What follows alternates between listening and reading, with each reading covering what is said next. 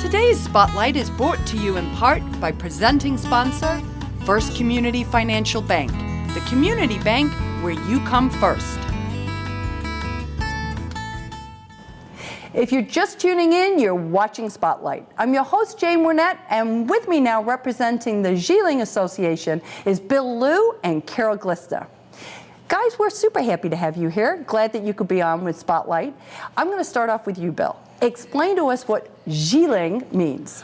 Well, Xilin in the Chinese means, Xilin means hope, Lin means forest. So means actually we are forest of hope. And the reason we use that name is because all the Asians came to this country to have a great dream, great American dream.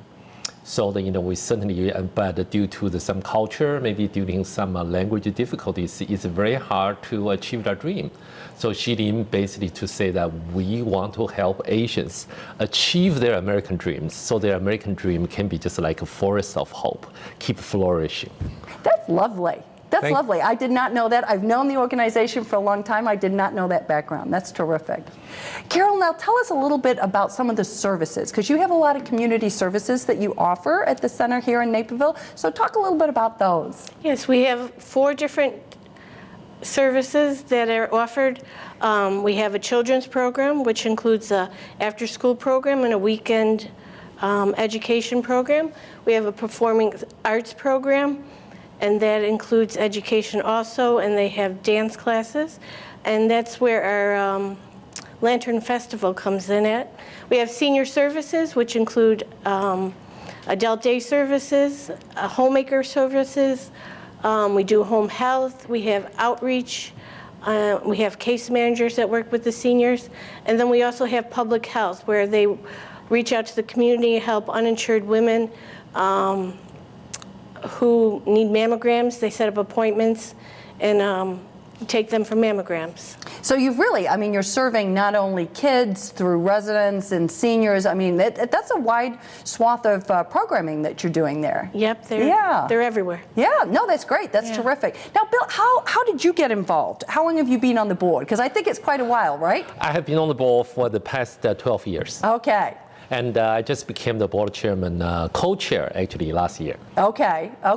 And what really drew you to the organization originally? When I first moved to Naperville, and I know about Xilin, and I talked to the founder of Xilin, Linda Yang, and I tell her that how much I admire what she has done, because Asians are not known for community services. So I tell her how much I admire her work for the Asian community, and she asked me, why don't you join? Yeah, and step up and volunteer, Bill. Yes, and that happens, and I cannot believe that it has been 12 years ever since. So it must have been rewarding to you. I found it's very rewarding, meaning that, like I say, that there are so many, we have about 10,000 Chinese immigrants alone. Asian is about 25% of the population in Naperville. And then, certainly we wanted the Asian population to be integrated into the society. And however, some minorities, some, not so, some small group, maybe senior citizen and the youth, might not be able to do that very easily. So we hope to use this Xilin to help them achieve the goal to integrate it into the community here. And then so I feel like if I can do my best, if we can help, and then help them achieve their goal, and that's just a wonderful feeling. Yeah, and I think, and you're leading by example. You're serving and you're trying to integrate others into that whole service, because Naperville is certainly a service-oriented community. Well, I keep telling everybody that Asian, we need to be involved, and then so I set an example for myself. I cannot back out now. That's great. That's great. Now, Carol, there are some requirements for some of your programs. Can you explain to us on some of those programs, what do we need to do? Are there age requirements or anything along that line? For most of the programs, there's no age requirements, except for our adult day services. Most seniors are 60 years of age or older, and those are usually seniors who need a little help with daily living or can't be home alone all day by themselves. The other programs are the children program, public health, that's open to children of all ages. Public health, they reach out to all ages also. Okay, now you do specialize a lot in that adult daycare. Now where is that taking place? We have 2 centers currently. One's in Naperville, and we also have a second center in Arlington Heights, and soon to be a 3rd center. They're going to be opening in Chicago. Oh, that's so it's expanding. Yes. Yeah. It's grown a lot since I began there, yes. And what kinds of things are you doing with the seniors? So in the Adult Day Center, there's many different activities they could participate in. They have English classes for the limited speaking Chinese people. They do outings, they do exercise daily.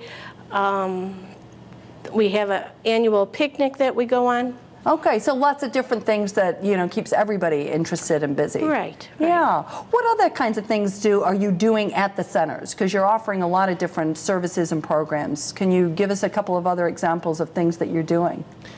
Yeah, I think that we are trying to help out the Asian community here. So, like for example, in Naperville, we help with the police department. If police run into some Asian folks who does not speak English, or so they would always police department will call us. And a lot of times, the local hospitals will call us. Ask us for assistance with some Asians population to see that if we can help out with the languages. And also we help out with the local schools. So local schools, say for example, like we help with local schools, and then we also partner with North Central College's Chinese department. So we offer them with all the Chinese programs, so the student got opportunity to firsthand understand a different culture, various Asian cultures in the Xilin Center. So we also, and the North Central College will be our partner, and then they will be very heavily involved in the upcoming Lantern Festival. Now tell us a bit about that, because we love that, and we're usually there. We have it on the station for everybody in the community to enjoy that. But you've got some new news for this year, and tell us a little bit about that. Yes, thank you. This year's program I'm very proud of. I've been always hosting for the past year programs, and then it's about 3 hours of Chinese song and dance instrument. And this year we invited several masters to come over and perform some very unique Chinese instrument, which I have not seen for years. Okay. And so that's one, I think the program, very, very wonderful. And then so we have the Xilin Dance Academy will perform many dance, song and dance. And more important than that, for the past several years, I was always the person open the program, interview all the local celebrities, go through the programs, and I finally realized that people really don't want to see me as much as I thought. So no offense, but bring somebody else in. And who have you got? I invited Judy Su of ABC Channel 7. So I invited Judy Su to be my co-host. So I will just do an opening introduction, then I will sit down and watch Judy. Turn it over to Judy. Yes. Okay, that's wonderful. Well, thank you so much for stopping by. We appreciate having you. And if you would like to know more about how the Xilin Association is providing exceptional resources for the educational, cultural, and social needs of Asian families, children, and the elderly, please visit their website. We're going to take a quick break for a few messages, but don't go away. We're coming right back with more Spotlight.